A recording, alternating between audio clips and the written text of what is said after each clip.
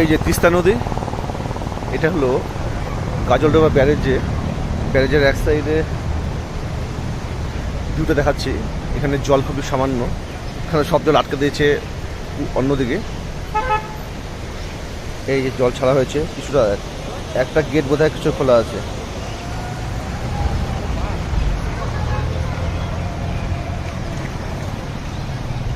এই দেখো এখন যাচ্ছি রাস্তার ওই পারে।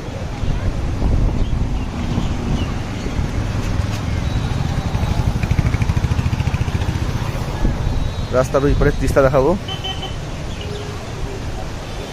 এখানে দেখো,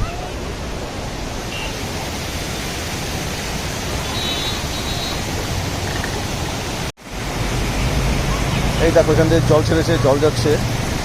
এই সাইডে যাই দেখি।